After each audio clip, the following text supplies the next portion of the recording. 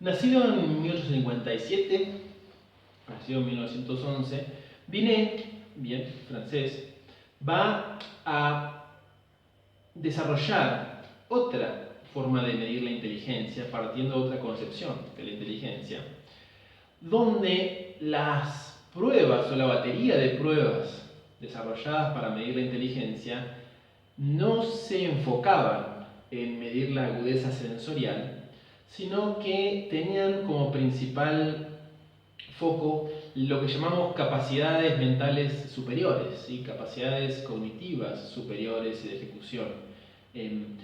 Por ejemplo, la memoria, la atención, el razonamiento, la imaginación, el lenguaje o capacidades vinculadas al lenguaje, bien, donde había en esa batería de pruebas algunas que tenían que ver con lo sensorio motriz o la coordinación psicomotriz, pero eran 2, 3 pruebas dentro de una batería de aproximadamente 30, ¿sí? Partiendo de la idea de que la inteligencia no estaba dada por la capacidad de representarse el mundo fielmente a través de los sentidos, sino que tenía que ver justamente con esto, con las funciones superiores. Y esa es la principal diferencia entre Binet y Galton, y también la explicación de por qué las pruebas de inteligencia de Binet fueron mucho más contundentes y finalmente tuvieron mucho más éxito que las de Francis Galton. Bien, ustedes ya acá pueden ver un poco en la pantalla. Hacia 1905, hacia 1908 se termina de publicar la batería de pruebas para medir la inteligencia final propuesta por Alfred Binet. Digo la definitiva porque tuvo unos intentos anteriores donde la forma en la cual estaba diseñada y la forma de evaluar justamente volvía a presentar una falta de correlación interna y ciertas debilidades, motivo por el cual Binet desestima ese intento por medir la inteligencia, que fue su primer intento con Henry, ¿sí? Y después, en compañía de Simon, por eso la escala pasó a llamarse Binet-Simon, logra finalmente desarrollar una forma de medir la inteligencia mucho más efectiva, mucho más eficaz. Esto imagínense, estamos ubicados hacia 1908, 1905 y el 10 en Francia, y rápidamente se va expandiendo la popularidad de esta escala, ¿sí? Pero su gran virtud fue poder basarse en medir, repito, las funciones superiores en la capacidad de razonamiento de los infantes para poder así determinar los niveles intelectuales. Y por otro lado, otro de los grandes aportes de Binet fue establecer la idea, la noción de edad mental, lo cual logró hacer a partir de estudios e investigaciones con grupos amplios de individuos y sacar así las conclusiones de qué resultados debían darse para determinada edad y poder hablar de esa forma de edad mental. Bien, esto es una edad que se diferencia de lo que es la edad cronológica. Es la edad que resultaba de realizar la prueba de Binet-Simon. Entonces, un niño o una niña de 5 años realizaba la prueba de Binet-Simon y si su nivel intelectual era normal, le iba a dar una edad mental de 5 años. Iba a poder hacer las tareas que, según una media, eran lo esperable para esa edad. Si un niño o una niña de 5 años presentaba una edad mental de 3, ya estábamos hablando de un tipo de retraso mental. ¿Sí? O si daban una edad mental de 7 años teniendo 5 años de edad cronológica, estaban dando una capacidad intelectual superior. ¿Sí? Entonces, ese fue otro de los grandes aportes de Binet-Simon. En primer lugar, entonces, presentaron una forma de medir la inteligencia basándose en la medición de las funciones superiores mentales como la capacidad de razonamiento, la lógica, la memoria, la atención, la comprensión, el lenguaje. Y en segundo lugar, haber generado la idea, el concepto de edad mental.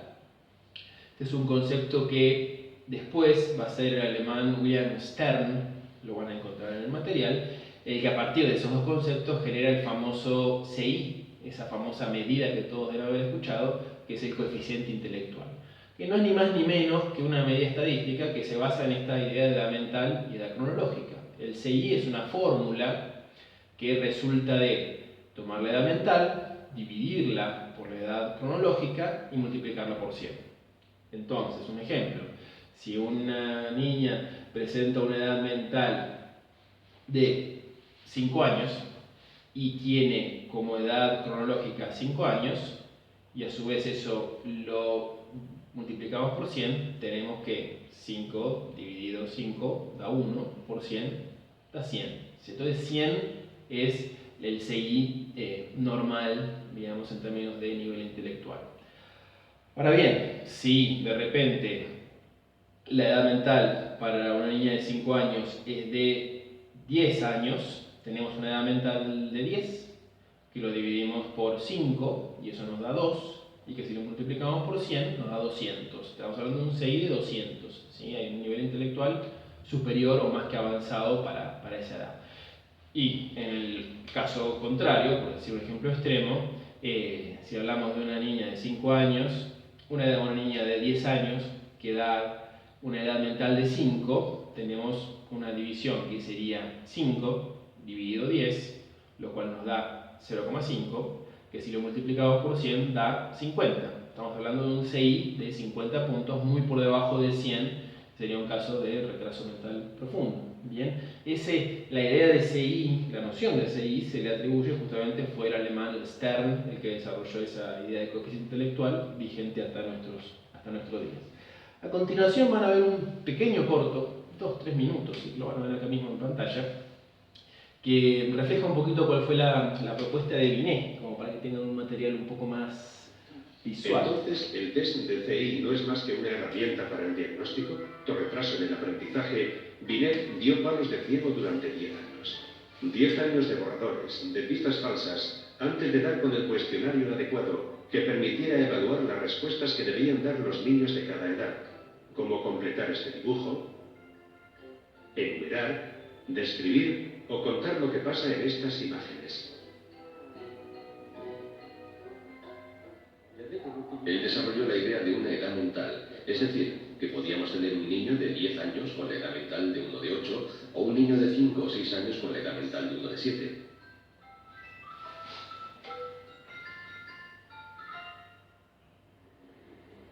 El psicólogo Georges Cognet es uno de los mayores especialistas en el test de Binet. Es el autor de la última versión actualizada del test. Según Binet, todos los test de cociente intelectual se basan en la comparación entre las respuestas de un individuo y las de su mismo grupo.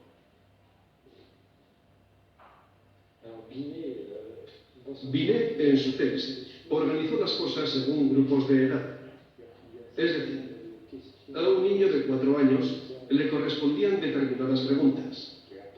Pero si después respondía correctamente a las preguntas correspondientes al grupo de 5 años, se seguía con el siguiente grupo.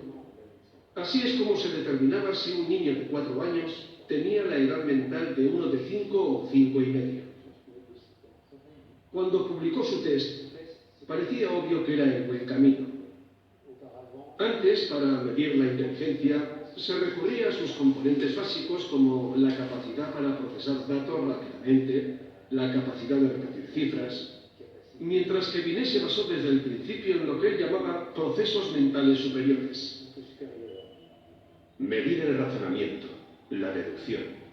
La invención de Binet puso fin a las creencias del siglo XIX, cuando los científicos afirmaban que podían localizar las capacidades intelectuales en el cerebro. También era la época de los primeros genetistas, cuyo sueño era medir la inteligencia del mismo modo que el peso o la altura. La escala de Binet dio la vuelta al mundo, aunque no necesariamente para ayudar a los niños en la escuela. Fue traducido al inglés, casi palabra por palabra. Y al cruzar el Atlántico, los resultados del test se convirtieron en una ecuación. Fue un alemán quien, con una especie de finta, en cierta manera creó un ratio, el llamado cociente, que se obtenía al dividir la edad mental por la edad real y multiplicando el resultado por 100. A principios del siglo XX, el cociente intelectual era esa ecuación. Por ejemplo, si un niño de 9 años obtenía una edad mental de 9 años, 9 dividido por 9 y multiplicado por 100 daba un cociente intelectual de 100. Si el mismo niño solo llegaba a contestar a las preguntas del grupo de 7 años, su CI caía a 77. El CI, una cifra sencilla, fácil de comprender y también fácil de confundir con la inteligencia. Bien. Quedémonos con esa parte donde menciona que el test de Binet-Simon fue traducido en inglés, trasladado a Norteamérica y que no necesariamente fue trasladado con los mismos fines de aplicabilidad. Bien, y este es un suceso importante porque tiene que ver con la expansión de la psicometría a través de fines y objetivos sumamente cuestionables, pero que hizo que la psicometría arribara nuevamente a Estados Unidos con mucho más fuerza y arrancara allí una tradición mucho más amplia a la hora de medir la personalidad y la aparición de otras pruebas que perduran hasta nuestros días, como el MMPI, el TAT de Murray, el Bender de Loretta Bender, etc. Sí, ya ahora los mencionamos un poquito. ¿Qué fue lo que pasó o qué personaje es relevante en ese contexto? Quizás uno de los personajes más responsables de haber trasladado el test de Binet-Simon a Estados Unidos es la figura de Henry Goddard. ¿Sí? Henry Goddard es quien traduce el test de Binet-Simon al llevarlo a Estados Unidos, donde el test pasa a llamarse el test Binet-Simon-Stanford, ¿sí? Stanford-Binet-Simon. Ahora bien, ¿cuál es el objetivo por el cual Goddard traslada este test a Norteamérica? Para eso hay que entender el contexto de Norteamérica hacia los años de 1910 aproximadamente.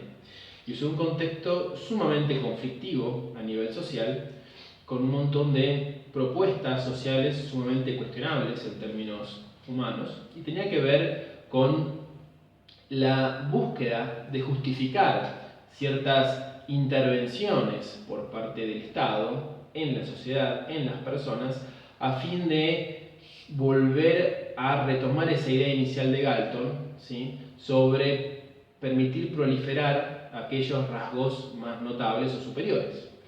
Por lo tanto, Goddard lo que hace es tomar el test de Binet-Simon como herramienta. Sin embargo, no tenía la misma percepción que Binet respecto de la inteligencia, el cual consideraba que la inteligencia era altamente educable, sino que tenía la perspectiva de la inteligencia de Galton, donde la inteligencia tenía un componente heredado, ¿sí? Por lo tanto, si queríamos mejorar la inteligencia general de la sociedad, lo que teníamos que hacer era intervenir para promover la supervivencia o la procreación de aquellas personas más inteligentes y desalentar la procreación de aquellas personas menos inteligentes, ¿sí? Esa eugenesia social es un poco el marco en el cual Goddard traslada este test a Estados Unidos. Entonces buscaba un poco, fíjense ustedes, la justificación empírica para esas intervenciones sociales. ¿Qué tipo de intervenciones? Fueron intervenciones fuertes, ¿sí? Por ejemplo, promover la esterilización, ¿sí? Esterilizar a aquellas personas con un coeficiente intelectual bajo, que básicamente se basaban en diferentes razas, etnias. Los inmigrantes que habían tenido una gran oleada hacia aquel momento se consideraba ya de partida que tenían una capacidad intelectual inferior, por tanto había que intentar desalentar los matrimonios, la procreación, ¿sí? Esterilizar y demás, y alentar o subsidiar inclusive los matrimonios o la procreación entre personas que presentaban un nivel intelectual superior, ¿sí? Lo cual obviamente dio lugar a muchísimos conflictos de tipo social. Yo aquí inclusive les puse algunos anuncios de periódico de protestas de aquella época, ¿sí? Sobre la esterilización de los inmigrantes de diferentes países o algunas razas. Y fue una situación crítica en Estados Unidos de muchísimo conflicto, y Estados Unidos fue de los primeros países en aplicar estas filosofías o estas metodologías, y eso recién va a cambiar más adelante con la aparición de figuras muy importantes en la historia, como es la de Martin Luther King y obviamente la de Kennedy, ¿sí? Luchando por los derechos y por movimientos sociales realmente importantes que permitieron liberarse un poco de esas posturas, ¿sí? Que abolían cualquier tipo de derecho humano. De hecho, acá podríamos traer a colación un tema que tocamos, ¿se acuerdan?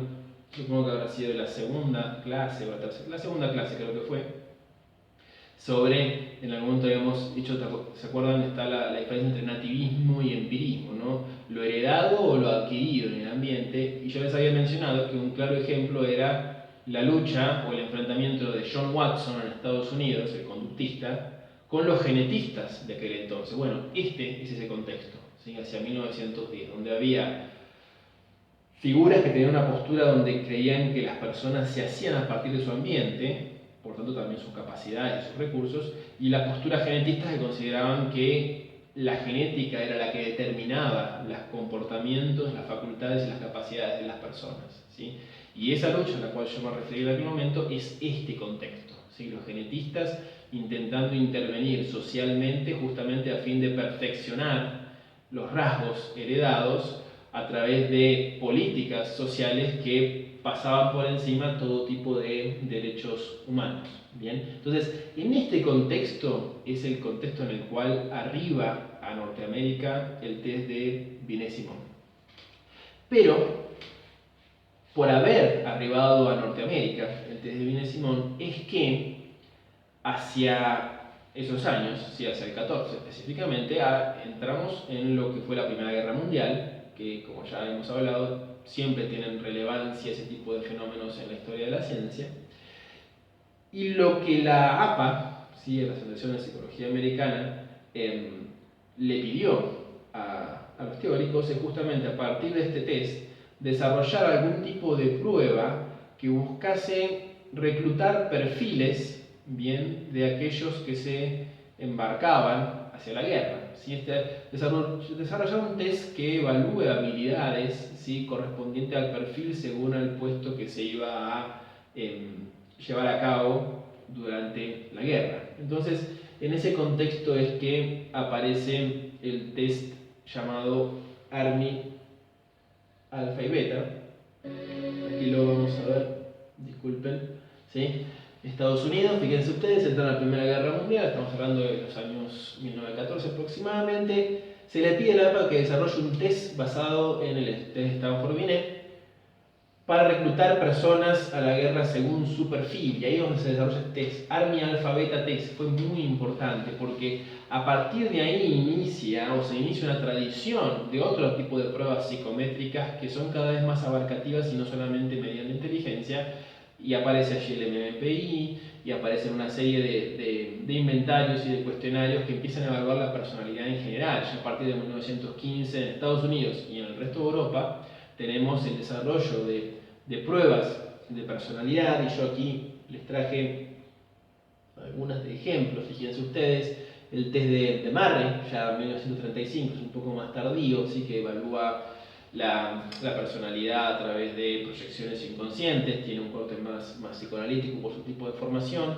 El test de Loretta Bender, ¿sí? Que es el test táctico visomotor, ¿sí? Aquí lo han visto en algún momento, son tarjetas que tienen que copiar en una hoja y según la ubicación, el trazo, el tamaño y demás, es un test que evalúa justamente lo que se llama la función gestáltica, ¿sí? Visomotor, que tiene que ver con poder evaluar algunos aspectos emocionales, motricidad, factores orgánicos que pueden estar incidiendo en la persona, como pueden ser algún tipo de afecciones, como pueden ser tumores o afecciones del sistema nervioso, funciones cognitivas, etc.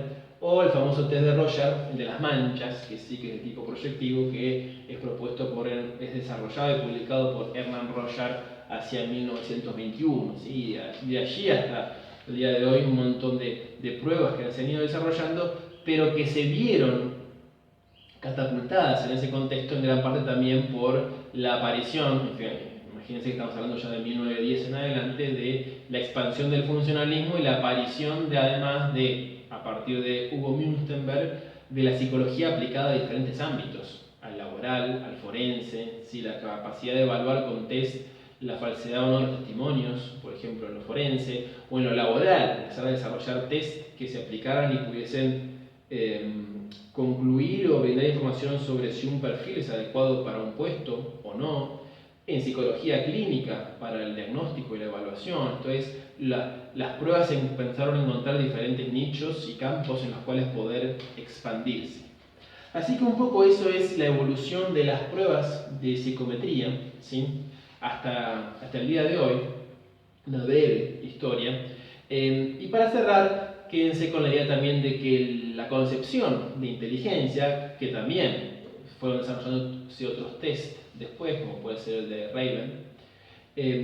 La concepción de inteligencia también fue virando y hasta el día de hoy sigue siendo un objeto de estudio y de discrepancia en muchos planos. ¿Sí? Hay autores, autoras que consideran la inteligencia como una capacidad única o como un factor único, y hay otros autores que consideran la inteligencia como un factor múltiple.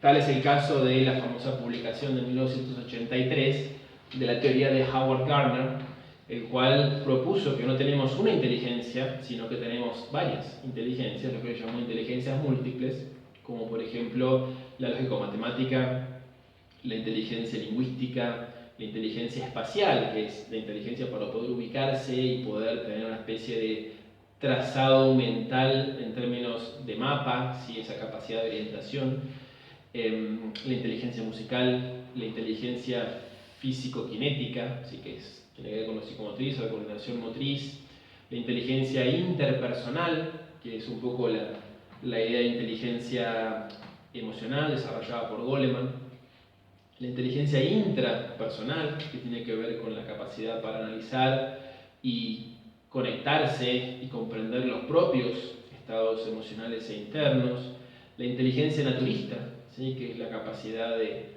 discernir patrones en la naturaleza de comportamiento. ¿Bien? Esto es, múltiples inteligencias propuestas por Gardner con muchos estudios y cuyo impacto fue importante porque tuvo mucha influencia en planes de educación. ¿Sí? Obviamente resulta a veces difícil adaptar la educación a ese tipo de teorías por el tipo de dedicación y de presupuesto que lleva. Tenemos que hablar de una educación muy bien organizada porque está hablando de la capacidad del sistema para estimular, detectar en los diferentes individuos cómo están esas inteligencias diferentes y que alguno es muy bueno para el deporte pero no es tan bueno para lo lingüístico y viceversa, o alguno es muy bueno para lo interpersonal pero no tanto para lo matemático, y cómo a partir de ese diagnóstico poder estimular las diferentes inteligencias o potenciar una.